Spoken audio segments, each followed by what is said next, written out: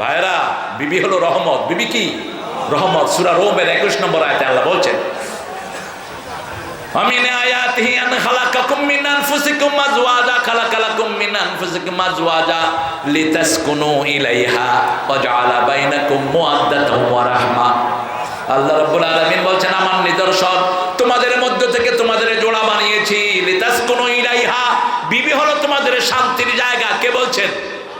আর সেই বিবির সাথে বাজে ব্যবহার করে এরকম লোক আছে না নাই? এদেরকে সমাজ ছাড়া করে দেন। যারা বিবির গায়ে হাত তুলে ওরে পিটায়া জেলখানায় ঢুকিয়ে দেন। কোন নবী কোন দুর্ব্যবহার কোন বিবির সাথে করেননি। দুইজন নবীর বিবি ছিলেন কাফেরা। সূরা তাহরিম, দারাবাল্লাহু মাসালান লিল্লাযীনা কাফারু ইমরাআতা নূহ ওয়া ইমরাআতা লূত। নূহ আলাইহিস সালাম, লূত আলাইহিস সালামের স্ত্রী ছিলেন কাফেরা। অন্যদিকে ফিরআউনের বিবি কি ছিলেন? মুমিনা। ওয়া দারাবাল্লাহু মাসালান লিল্লাযীনা আমানু ইমরাআতা ফিরআউন। মুমিনের জন্য ফিরআউনের বিবিকে আল্লাহ আদর্শ করলেন, আর কাফেরের জন্য নূহ এবং লূত আলাইহিস সালামের বিবিকে আদর্শ করলেন। কোনদিন নূহ আলাইহিস সালাম লূত আলাইহিস সালাম বিবির সাথে দুর্ব্যবহার করেন? আপনি বিবির জন্য দোয়া করবেন। সূরা ফুরকানের ৭৪ নম্বরে, যেহেতু রহমত বিবি, এই বিবির রহমত পেতে হলে চাইতে হবে কার কাছে? কি সুন্দর দোয়া আল্লাহ শিখাচ্ছেন, পড়েন, রব্বানা হাব লানা মিন আজওয়াজিনা ওয়া যুররিয়াতিনা কুররাতা আ'য়ুনিন ওয়াজআলনা লিল মুত্তাকিনা ইমামা। আল্লাহ রাব্বুল আলামিন শিখাচ্ছেন, তোমরা দোয়া করো, হে আল্লাহ আমাকে দেন আমার বিবি থেকে প্রথম বিবির কথা, তারপরে সন্তানের কথা, আগে গাছ তারপরে ফল। ঠিক তবে ঠিক? বিবি যদি অসুস্থ হয়, সন্তান জন্ম নিয়ন্ত্রণ করা ইসলাম শরীয়তে জায়েজ। বিবি যদি মারা যায় সন্তান নিতে গেলে, তখন আপনি সন্তানটাকে দুনিয়াতে আসা থেকে বারণ করতে পারবেন, অন্য কোনো কারণে না। আপনি খাওয়া দিতে পারেন না, পড়া দিতে পারেন না। লা তাকতুলু আওলাদাকুম খাশিয়াতা ইমলাক, ক্ষুধা পরাজয়ের ভয়ে সন্তানকে তোমরা হত্যা করে দিও না। কিন্তু বিবির যদি শরীর খতরা হয়ে যায়, আগে হলো জান তারপরে সন্তান। ঠিক না ঠিক? সেই আল্লাহ রাব্বুল আলামিন বলছেন, এই বিবির মধ্যে তোমার জন্য রেখেছি এক চোখে ভালোবাসা আর এক চোখে রহমত। রাসূল সাল্লাল্লাহু আলাইহি ওয়াসাল্লামের ব্যাপারে মা আয়েশা বলতেন, আমরা রাগ করতাম, রাসূল কখনো রাগ করতেন না। 11 জন বিবিকে সন্তুষ্ট রাখতেন রাহমাতাল লিল। দৈনিক 3 বার তাদের খবর নিতেন, আর আমরা একজন বিবির খবর নিতে পারি না। রাসূল সাল্লাল্লাহু আলাইহি ওয়াসাল্লামের ব্যাপারে বিবিরা বলতেন, আমাদের কোনো বিবির যদি চোখে পানি পড়তো, মাটিতে পড়ার আগে রাসূলের হাতে ওই পানি পড়তো, চোখের পানিগুলো মুছে দিতেন রাহমাতাল লিল আলামিন। এরপরে আল্লাহ বলছেন, এই কোরআনকে রহমত এবং হেদায়েত পেতে হলে নামাজ কায়েম করতে হবে। যারা নামাজ কায়েমের আন্দোলন করে তাদের সাথে থাকতে হবে। ঠিক তবে ঠিক? আমরা বললাম আল্লাহ কারা নামাজ কায়েমের আন্দোলন করে? সূরা হজের 41 নম্বরে আল্লাহ বলছেন, আল্লাযীনা ইম্মাক্কান্নাহুম ফিল আরদ আকামুস সালাত ওয়া আতাউয যাকাত ওয়া আমারু বিল মা'রুফ ওয়া নাহাউ আনিল মুনকার ওয়া লিল্লাহি আকিবাতুল উমুর। আল্লাহ রাব্বুল আলামিন বলছেন, আমি যদি কাউকে দেশের ক্ষমতা দেই, অথবা কোনো বাড়ির ক্ষমতা, কোনো ব্যবসার ক্ষমতা যদি আমি কাউকে দেই, তার প্রথম কাজ হলো নামাজ কায়েম করা। আপনি বাড়ির গার্জিয়ান, আপনি পিতা, আপনার ঘরের মধ্যে আপনি নামাজ কায়েম করবেন। ঠিক তবে ঠিক? নামাজ কায়েম মানে হলো আপনি একা পড়বেন না, আপনি মসজিদে যাবেন, মসজিদে সবার সাথে আপনি নামাজ পড়বেন। সেটা কোরআনে আছে না নাই? রুকুকারীদের সাথে তুমি রুকু করো। রাসূল জীবনে এক ওয়াক্ত নামাজও জামাত ছাড়া পড়েন না, আপনিও পড়বেন না। আপনি যদি কোনো ভাগ্যক্রমে কোনো ক্রমে যদি আপনি একা হয়ে যান, তখন আপনি আজান দেন, একামত দেন। রাসূল বলছেন, যারা একা নামাজ পড়ার সময় আজান একামত দেয়, পূর্ব পশ্চিমে যত দূরত্ব, এত বড় ফেরেশতা, এত লম্বা ফেরেশতার দল তার সাথে নামাজে শামিল হয়ে যায়। আর যদি শুধু একামত দেন, আপনার সাথে যারা থাকবে তারাই শামিল হবে। একজন প্রিয় সাহাবী গাছ কাটতে গেলেন পাহাড়ে, নামাজের সময় হলো, সাথে কেউ নেই, তিনি আজান দিলেন, একামত দিলেন। রাসূল সাল্লাল্লাহু আলাইহি ওয়াসাল্লামের মাধ্যমে আল্লাহ ওই সাহাবীকে জান্নাতের খবর দিয়ে দিয়েছে। নামাজ কায়েম করব, রাজি আছি তো? কতক্ষণ করব? সূরা মরিয়মে আল্লাহ বলছেন, ছোট্ট শিশু ঈসা আলাইহিস 3 দিনের অথবা 40 দিনের। তাফসীরে এসেছে মা মরিয়ম যখন তাকে কোলে নিয়ে আসতেছিল, তিনি জবান বন্ধ রাখলেন, ইন্নী নাযারতু লির-রাহমানে সাওমা, আমি মানত করেছি 3 দিন আমি কোনো কথা বলবো না। সওমের এক অর্থ হলো বিরত থাকা। তিনি চুপ থাকলেন। সবাই বাজে বাজে কথা বলছে, তোমার মাও ভালো, বাপও ভালো, এই সন্তান পেলা কোথায়?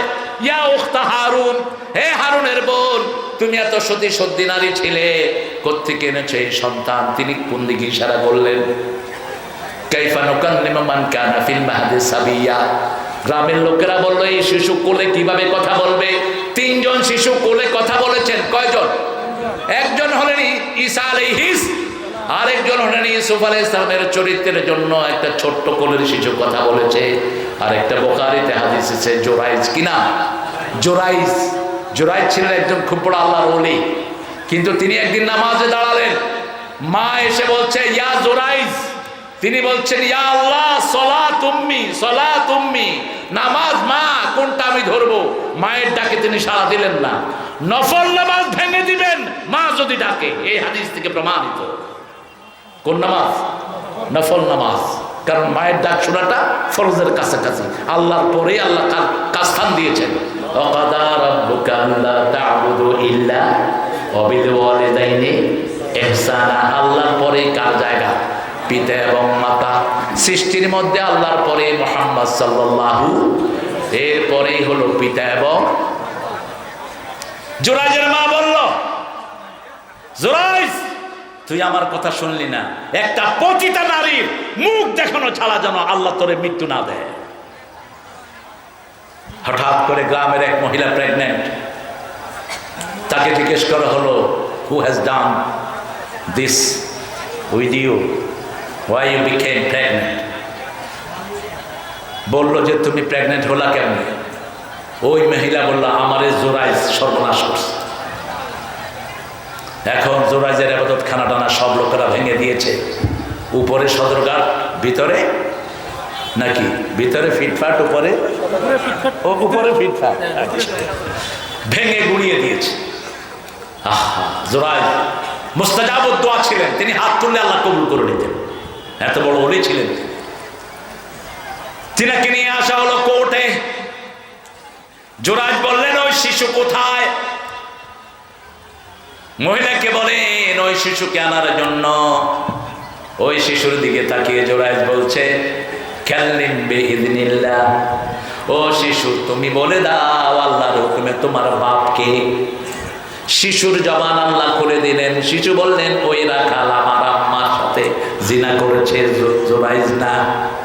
সাথে সাথে আবার জোরাইজের সব কিছু আগের মতো তারা করে দিল। স্বর্ণ দিয়ে তার ওই ইবাদত খানা বানিয়ে দিতে চাইল। তিনি বললেন, না, আমাকে নরমাল ভাবে ইবাদতের খানা বানিয়ে দাও। আমাদের দেশেও বহু আল্লাহর ওলিকে মিথ্যা ভাবে ফাঁসিতে ঝুলি দেওয়া হয়েছে, ঠিক না? ঠিক। কোন অপরাধ নাই। 13 বছর আল্লামা সাঈদীকে জেলখানায় রাখা হয়েছে, কোন অপরাধ তার ছিল না। যারা এই কাজ করেছে তাদের আমল বরবাদ করে দিবেন কে? আল্লাহ। সূরা আল ইমরানের 21 নম্বর আয়াত, আল্লাযীনা কাফারু ওয়াকাযযাবু বিআয়াতিনা ওয়ায়াকতুলুনা আন-নাবিয়্যিনা বিগাইরি হক ওয়ায়াকতুলুনা আল্লাযীনা ইয়া'মুরুনা আন-নাসা বিল কিসত ফাবাশশিরহুম বিআযাবিন আলীম। আল্লাহ বলছেন, ইন্নাল্লাযীনা কাফারু, যারা কুফরি করেছে আর আমার আয়াতকে অস্বীকার করেছে, ওয়াকাযযাবু বিআয়াতিনা ওয়ায়াকতুলুনা আন-নাবিয়্যিনা বিগাইরি হক, অন্যায়ভাবে নবীদেরকে হত্যা করেছে, ওয়ায়াকতুলুনা আল্লাযীনা ইয়া'মুরুনা আন-নাসা বিল কিসত, ওই মানুষদেরকে হত্যা করেছে যারা মানুষকে সৎ কাজের আদেশ দেয়, অসৎ কাজের নিষেধ করে। ফাবাশশিরহুম বিআযাবিন আলীম, ওদেরকে আযাবের সুসংবাদ দাও। উলাইকাল্লাযীনা হাবিতাত আ'মালুহুম ফিদ দুনিয়া ওয়াল আখিরাহ ফামা লাহুম মিন নাসিরিন। কার কথা? আল্লাহ। সূরা আল ইমরানের কত নম্বর বললাম? 21, 22 পরে আয়াতে বলছেন, এদের সব আমল আল্লাহ বরবাদ করে দিবেন, এদের জন্য কোনো সাহায্যকারী থাকবে না। সেজন্য কোন নেককারের বিরুদ্ধে আমরা লাগবো না, কোন মসজিদের ইমাম কোনো সৎ কাজের আদেশ দেয়, অসৎ কাজের নিষেধ করে, এদের বিরুদ্ধে আমরা লাগবো। কারণ যদি অপরাধ প্রমাণিত হয় তাকে আমরা শাস্তির আওতায় আনবো, কিন্তু নিজের হাতে কোনো আইন উঠিয়ে নেব। আমরা নামাজ কায়েম করবো, রাজি আছে তো? নামাজ বেশি যেই মাসে বরকত বেশি। কোন মাস? কোন মাস? তো বুঝেন না কেন? কোন মাসে ডাক্তাররা রোগী কম পায়? কোন মাসে উকিলেরা মক্কেল কম পায়? কোনো মিথ্যা মামলা নাই, সব অপেক্ষা করে। ঘুষ কোন মাসে কম খাওয়া হয়, কিন্তু ঘুষ কোনরা হেরাও ছাড়ে না, কয় টেবিলে ড্রয়ারে দিয়ে দেন, আমি রোজা রেখে দেখব কত টাকা দিচ্ছে। এরকম আল্লাহর ওলি আপনাদের এখানে আছে না নাই? একেবারে সহি টাকা দিয়ে বাড়ি বানাইছে। এক লোকের ঘটনা বললো, আমার সালাম, আব্দুল সালাম, বড় হজ কাফেলার মানুষ, আব্দুল সালাম হাফিজাহুল্লাহ, বলছে এক লোক খুব ভালো অনেস্ট, তিনি তার বাড়ি বানালেন চাকরির টাকা দিয়ে। চাকরির টাকা যেটাই পাইতো ওটা দিয়ে সিমেন্ট ইট করতো। তো লোকেরা জিজ্ঞেস করছে, আপনি খাইতেন কি? ওই যে আলগা যেটা পাইতাম এটা খাইতাম। আলগা কি বলেন? আলগা কি? ঘুষের যদি কেউ হাদিয়া কর লগে লগে কাফের হবেন, খবরদার। ঘুষ কখনো হাদিয়া হতে, হাদিয়া দেও সুন্নত, দেও সুন্নত। একজন সাহাবী ইরান থেকে আসলেন, ইহুদির গোলাম হলেন, কোটিপতি সাহাবী। রাসূলের কাছে কিছু খেজুর নিয়ে বলছে, এটা আপনার জন্য হাদিয়া না, এটা আপনার জন্য এনেছি। প্রথম বললেন, এটা আপনার জন্য খয়রাত এনেছি, ভিক্ষা। কি এনেছেন? ভিক্ষা এনেছেন। রাসূল বললেন, কোন নবীর ভিক্ষা খাওয়া জায়েজ?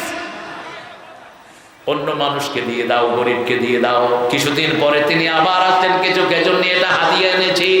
রাসূল সাল্লাল্লাহু আলাইহি ওয়াসাল্লাম একটা খেলেন, অন্যদেরকে খাইতে দিলেন। রাসূল তার চেহারার দিকে তাকিয়ে আছেন, তুমি কি আমাকে টেস্ট করছো নাকি? তুমি কে?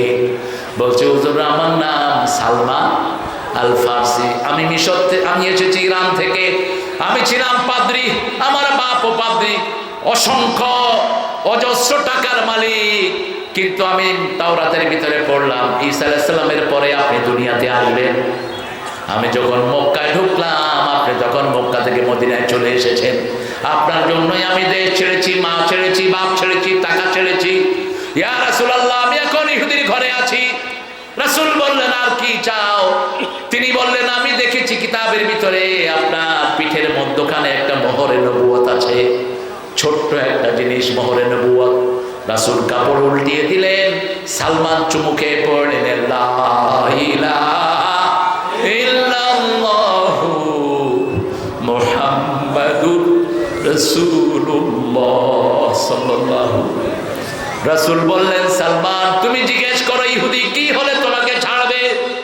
ইহুদিরা দেখে দুনিয়া, মুমিন দেখে আখিরাত, ঠিক না ঠিক? ইহুদি বলল, 100টা খেজুর গাছ লাগাবা, যেদিন খেজুর ধরবে সেই দিন তোমাকে বিদায় দেব। রাসূল সাল্লাল্লাহু আলাইহি ওয়াসাল্লামকে বলা হলো, রাসূল বললেন, নিয়ে আসো 100 খেজুরের গাছ, আমি নিজে রোপণ করে দেব। রাসূল গেলেন সাল্লাল্লাহু। কষ্ট হচ্ছে আপনাদের? কষ্ট হলে আপনি আমাকে বলবেন। মা আনজালনা আলাইকা হাদাল কুরআন লিতাশকা, সূরা তাহার প্রথম আয়াত। আল্লাহ বলছেন, কোনো কষ্টের জন্য আমি কোরআন নাযিল করিনি। এই যে বুকের ভেক্সে আস্তে আস্তে তেলাওয়াত করে নিষেধ। কারি সাহেবের এমনি ধইরা জান জাকাত থাক। কে কইছে তোরা এত কষ্ট করতে? কে বলেছে তোমাকে এত কষ্ট করতে? মা আনজালনা হাদাল কুরআন লিতাশকা, তাহা মা আনজালনা আলাইকা হাদাল কুরআন, এটা আমি কষ্টের জন্য নাযিল করিনি। রাসূল সাল্লাল্লাহু আলাইহি ওয়াসাল্লাম গেলেন ইহুদির বাড়িতে, খেজুর গাছ রোপণ করলেন। রাসূল রোপণ করলেন 90টা। কয়টা? সাথে ওমর ফারুক গেলেন, তিনি রোপণ করলেন 10টা।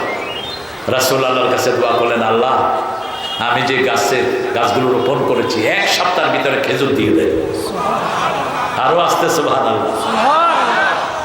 রাসূল গেলেন, দেখলেন 10টাতে খেজুর গাছ নেই। রাসূল বললেন, ব্যাপারটা কি? ওমর বললেন, এটা আমি রুখছি, এটা আমি রোপণ করেছি। রাসূল আবার যেগুলিতে পানি দিলেন, আল্লাহর কাছে দোয়া করলেন, 100টা গাছে খেজুর আসলো। সালমান মুক্ত হয়ে গেলেন। প্রথম কোরআন অনুবাদ করার সৌভাগ্য আল্লাহ সালমান ফারসিকে দান করলেন। সুবহানাল্লাহ। শুধু তাই না, খন্দকের যুদ্ধে বিজয়ের একমাত্র পায়োনিয়ার ছিলেন এই সালমান রাদিয়াল্লাহু আনহু। এক একজন সাহাবীর ঋণ উম্মত কখনো শোধ করতে পারবে না। এই জন্য আমরা নামাজ কায়েম করব তো ইনশাআল্লাহ। আরো জনে বলেন ইনশাআল্লাহ।